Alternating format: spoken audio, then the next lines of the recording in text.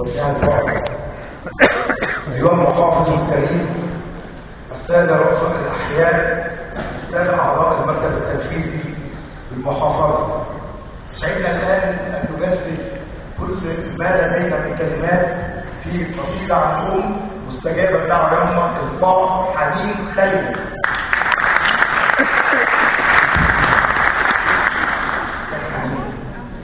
طبعا انت واقفه النهارده بتكريم امهات المثاليات.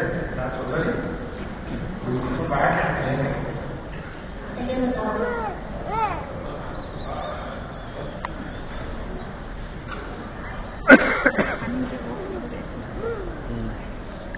بسم الله. قصيدتي بعنوان مستجاب الدعوة لأستاذي ومعلمي وأبي روحي الشاعر الكبير الأستاذ جابر بسيوني.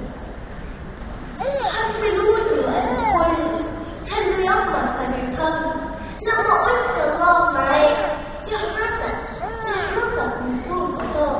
مستجاب الدعوة يما، مستجاب الدعوة يما. لما بحر الدنيا يكفرد قلبك شرار، يكفرد قلبك شرار، يرجع لعمر الفضار. من ايديك الغالية يما، مستجابة الدعوة يما، مستجابة الدعوة يما. وانفتوني فيهم صحابي، وانفتوني فيهم صحابي، ولا دق الحزبين أجري ليكي نار تجيني تولديني وانجديني. أنسى واحدة وصفة يما، مستجابة الدعوة يما، مستجابة الدعوة يما. أنشغل عنك ساعات، أنشغل عنك ساعات، وأوريكي الانتكاس. يجري مني الشوق إليكي، يجري مني الشوق إليكي، يحضني ويبوس إيديكي. عشتي دايما ليا يما، مستجابة الدعوة يما، مستجابة الدعوة يما. نور عينيكي وصافية يما، شوق إيديكي الدافية يما. دعوتك وقت الأذان، قوة تديني الأمان. تحلى ليا الدنيا يما، مستجابة الدعوة يما، مستجابة الدعوة يما. وإن عصيتي المولى يوم، وإن عصيتي المولى يوم، تستحيطي بأغلى لوم. تدعي ليا أنهدي، تدعي ليا أنهدي، وتقوليلي ابتدي، وتقوليلي ابتدي الطريق من تاني يما. مستجابة الدعوة يما، مستجابة الدعوة يما. انت عندي بيت ولما واحلى كلمة هي يما. انت عندي بيت ولما واحلى كلمة هي يما.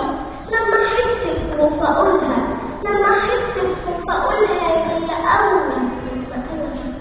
مهما اكبر يلا يما، مستجابة الدعوة يما، مستجابة الدعوة يما، مستجابة.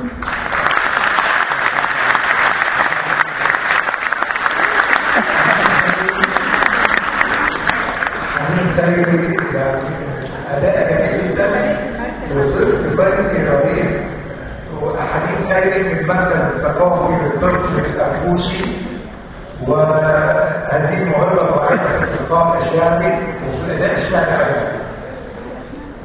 رحب بالسيد الأستاذ خيري حماد، سكرتير عام السيد اللواء خيري حماد، سكرتير عام المحافظة، الذي حضر أثناء إلقاء هذه القصيدة. كل التحيات والتقديم بتاعته.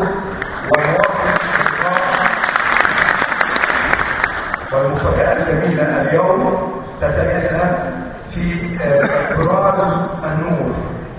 أنا أقول إنه براز الإرادة وقرار العزيمة وقرار الحكم. لنا أن نستمتع حين يتجلى علينا الآن هذه الأصوات المبدعة والأداء الموسيقي الرائع وتضافر النغمات والتجانس الذي يشبه زرقة الإسكندرية سواء في البحر أو في السماء. هذه الإسكندرية التي علمت العالم تعلمنا الآن من خلال هذه الأصوات التي تحدثت الواقع وتحدثت الشعار.